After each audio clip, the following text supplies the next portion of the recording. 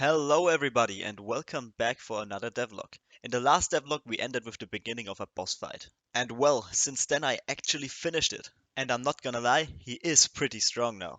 I started by completing every attack in the first phase. The fire attacks and sword attacks now actually work as intended. I also upgraded the rocket attack. When a rocket explodes, it now leaves burning ground behind, which stays active for 5 to 12 seconds before disappearing. So where you move next suddenly matters a lot more. Next up, I added a gravity mechanic I'd been planning for a while now. Whenever the player is grappling, there's a high chance the boss will use a gravity attack. But here's the twist. The attack only deals damage while the player is in the air. This way, you can't just stay airborne forever and cheese the fight. You now actually have to think about when to grapple and when not to. I also made some parts of the boss destroyable. If you hit the engines enough, they break and the boss gets slower. You can also try to bait the fire attack, because that makes the fire guns appear. If you hit them enough when they are out, they can also get destroyed and the boss does less damage. You have to bait the fire attack to hit them though, and that can be dangerous. Also, you probably noticed something else already. I added a boss arena. Yeah, I know it doesn't look amazing, but hey, we are on a budget. And now let's talk about the biggest change in this video. The second boss phase. The phase transition itself was already there in the last devlog.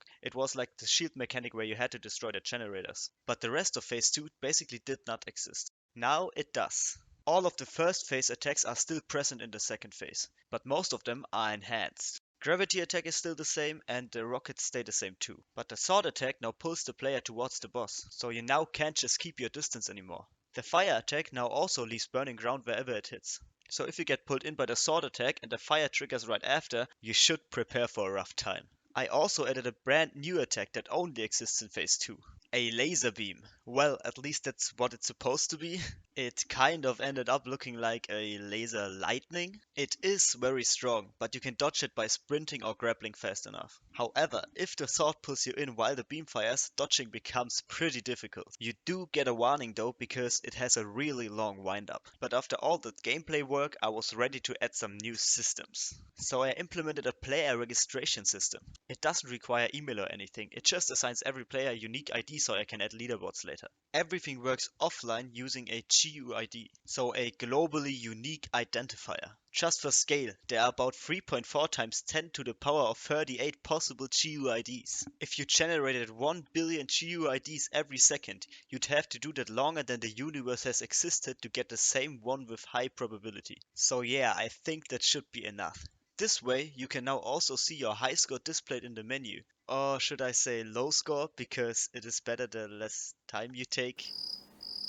Anyways, I also thought about adding a save system, but honestly it was too hard. I meant it wouldn't fit the game, because being able to freely save the game would kinda destroy the speedrun aspect, wouldn't it? But instead I improved the enemy AI and I also added new assets like different island types and introduced new items. For example, I added hot dogs and burgers that restore health, and a new plant that increases stamina permanently. I also did some level design improvements. For example, I made the starting area more interesting. Before climbing up, players can now explore the ground level, find upgrades and progress faster. It is completely optional, but I've hidden quite a few chests and items down there. And now let's get to something very nerve-wracking. I call it the garbage collection bug from hell. This bug drove me absolutely insane, because I just didn't find its cause. For my inventory system, I stored collected items in an array, but after about 1 minute, everything just disappeared, and I just couldn't find the reason in my code. There were also no strange error messages or something. Turns out, Unreal Engine's garbage collection, yes it's actually called that, was deleting my item references. The problem was that I used an object reference,